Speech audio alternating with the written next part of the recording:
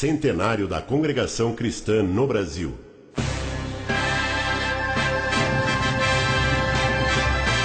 A Congregação Cristã, hoje com templos espalhados no mundo todo, é uma organização religiosa, apolítica e sem fins lucrativos, com a finalidade de levar ao conhecimento do ser humano a mensagem do Evangelho para a salvação e vida eterna por Cristo Jesus, e recebê-lo como Salvador e único intercessor entre Deus e os homens, para sermos unidos numa só fé, numa só comunhão, numa só doutrina, num só amor, num só caminho, sendo um só povo, e com o único intuito de ser firme e fiel à palavra de Deus, para que no último dia cada alma receba a vida eterna.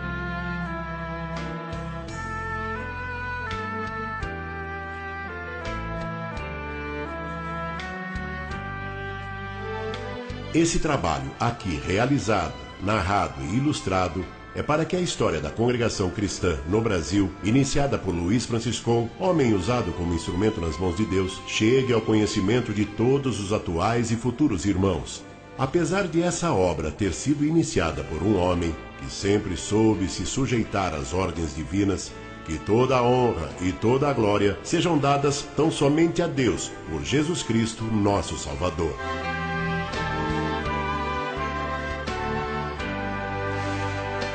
A Congregação Cristã escreve um século de história no mundo.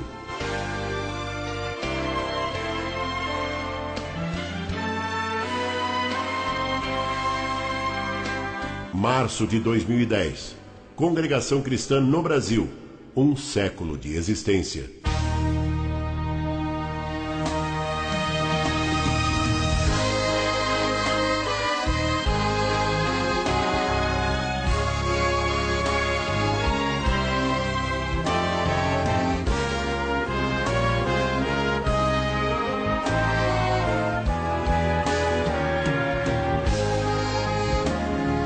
Como nasceu essa obra?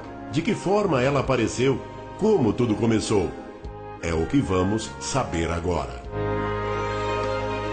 Tudo começou em Los Angeles e em Chicago, Illinois, Estados Unidos, por volta de 1890, onde se deu início ao então chamado Movimento Pentecostal.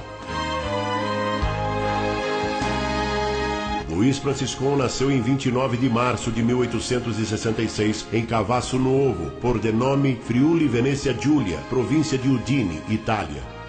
De profissão mosaísta, pessoa que faz mosaico, foi para a América do Norte após ter cumprido o serviço militar, chegando a Chicago em 3 de março de 1890. No mesmo ano, ouviu a pregação do Evangelho e despertou em si um grande interesse pela salvação e a vida eterna. E então, em dezembro de 1891, teve do Senhor a experiência do novo nascimento pela conversão.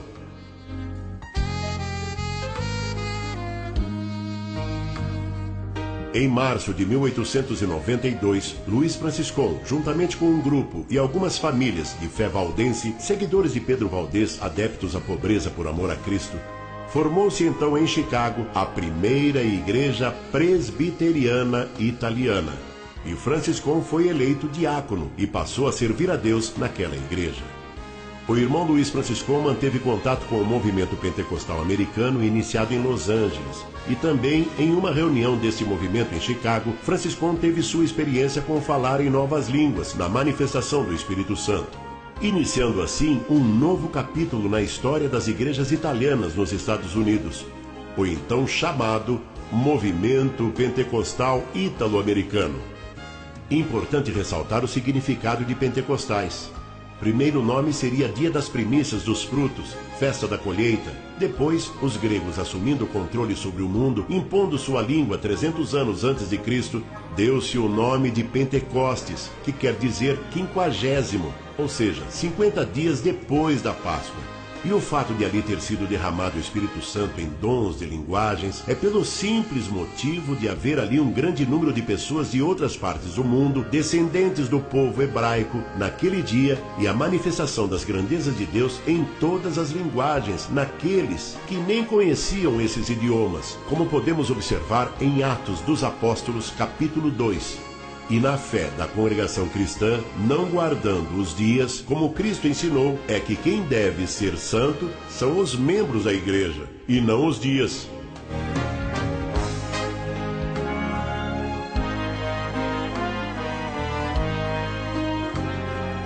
Luiz Franciscon, em 1894, encontrando-se em Cincinnati, Ohio, Estados Unidos, a trabalho, aconteceu que numa noite, estando ajoelhado em seu quarto, orando e lendo a Bíblia, no livro de Colossenses, capítulo 2, versículo 12, que trata do batismo por imersão, Franciscon teve uma revelação. Ouviu uma voz que lhe disse 2 vezes: "Tu não obedeceste a este meu mandamento. Tu não obedeceste a este meu mandamento." Ao que teria respondido: "Senhor, jamais alguém me falou neste assunto." Sua carreira de fé, então, mudou após esse acontecimento.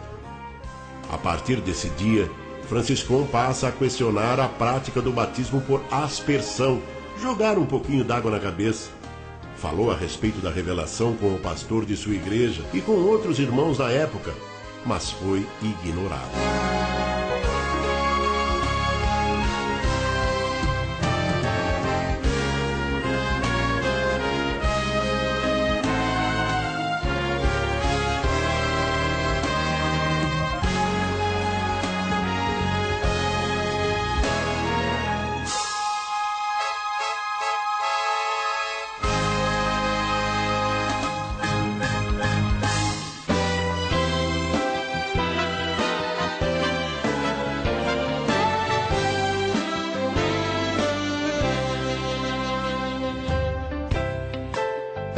Nove anos após a revelação do batismo por imersão, em 6 de setembro de 1903, por motivo de viagem do pastor de sua igreja, Franciscon, agora ancião, presidia a reunião e teve a oportunidade de falar com a igreja sobre a revelação de Deus e fez a pregação sobre o tal batismo. Nesta reunião, Luiz Franciscon convida a igreja para assistir ao seu batismo por imersão, que seria realizado no dia seguinte, em 7 de setembro de 1903, pelo irmão Beretta, no lago Lakefront, Chicago, Estados Unidos. E 25 deles aceitaram o convite, e 18 destes também foram batizados por imersão.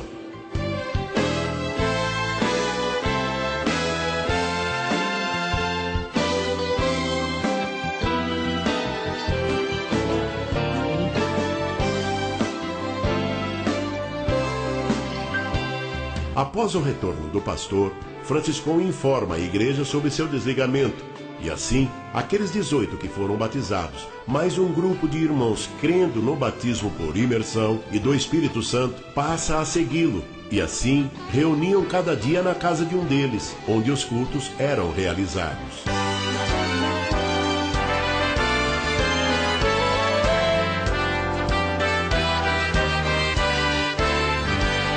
Em 8 de março de 1910, Luiz Franciscon segue para o Brasil com destino a São Paulo, onde permaneceu até 18 de abril, e depois seguiu até Santo Antônio da Platina, no Paraná, por haver ali muitos italianos.